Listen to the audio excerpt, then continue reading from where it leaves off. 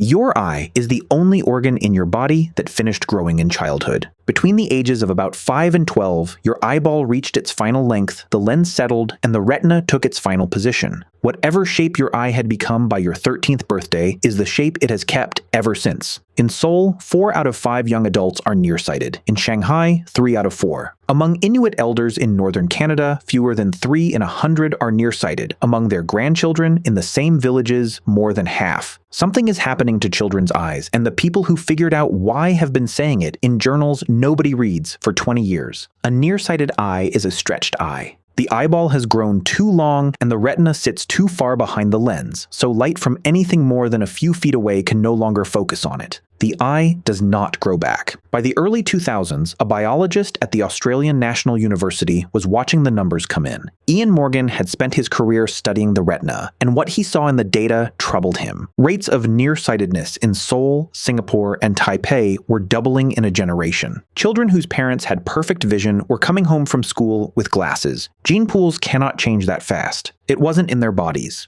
It was in their lives. Morgan started asking what almost nobody else was asking. What were these children doing that their parents had not? The obvious answer is screens. Phones, tablets, laptops. Children spend hours every day with their eyes a foot from their face, the eyeball still growing, the lens still settling. A modern child can spend more time looking at a screen than a child 50 years ago spent looking at anything at all. The eye is an organ that adapts to what it does most. To focus on something close, the lens inside the eye changes shape, and the muscles around it pull. Do that for 10 hours a day during the years the eye is growing, and the eye grows for the job, longer, stretched, set up for the distance it's used to. The evidence backed it up. Children with more screen time were more nearsighted than children with less. The correlation showed up in study after study, across countries, across age groups. Optometrists started teaching the 20-20-20 rule. Every 20 minutes, look at something 20 feet away for 20 seconds. Parents bought blue light glasses. Schools cut screen time. The reasoning seemed airtight. Then a country tested it. In 2021, China passed the strictest law on children and screens any government has ever passed. Children were limited to 3 hours of online gaming per week, allowed only between 8 and 9 on weekend nights. Phones were banned in classrooms, and homework apps were regulated by the state. The nearsightedness rate among Chinese high schoolers was about 80% in 2018.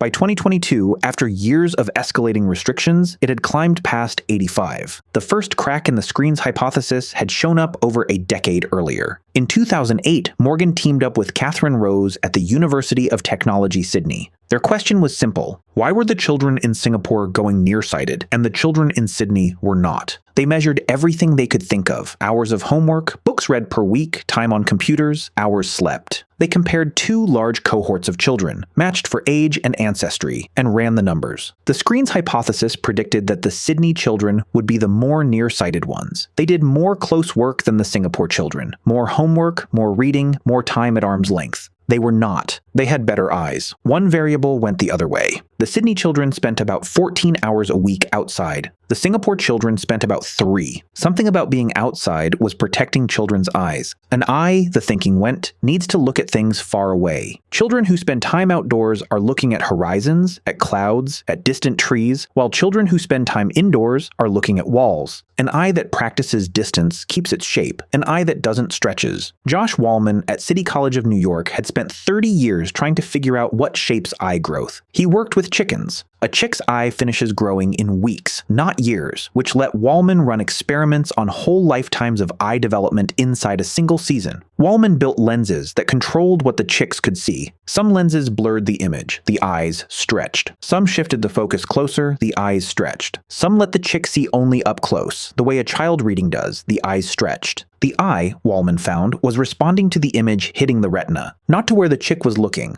not to how far away the room was, to the light itself and what it carried. One of the things sunlight does is make vitamin D. Skin exposed to ultraviolet light synthesizes the vitamin, and vitamin D affects how every tissue in the body grows: bones, muscles, the immune system. Children who grow up indoors are short on it. They have softer bones, weaker immune responses, slower healing, and perhaps eyes growing wrong because of a missing nutrient. The hypothesis fit the geography. East Asian cities had some of the lowest rates of childhood sun exposure in the world. Australia had some of the highest. researchers around the world started measuring blood vitamin D in nearsighted children. One of the researchers doing exactly that was Kathy Williams, a pediatric ophthalmologist at the University of Bristol. Williams had been following nearly 4,000 British children since birth, measuring diet, blood chemistry, time outside, eye exams every 2 years. If vitamin D was the variable that mattered, then 2 children who spent the same amount of time outside should still differ in nearsightedness, depending on their vitamin D levels. Williams held outdoor time constant and varied vitamin D. The finding was clean. 2 children who spent the same amount of time outside had the same risk of nearsightedness, whether their vitamin D levels were high or low. The vitamin had nothing to do with it. In 2009, Regan Ashby and Frank Schaeffel at the University of Tübingen took Wallman's chick model and ran one more experiment.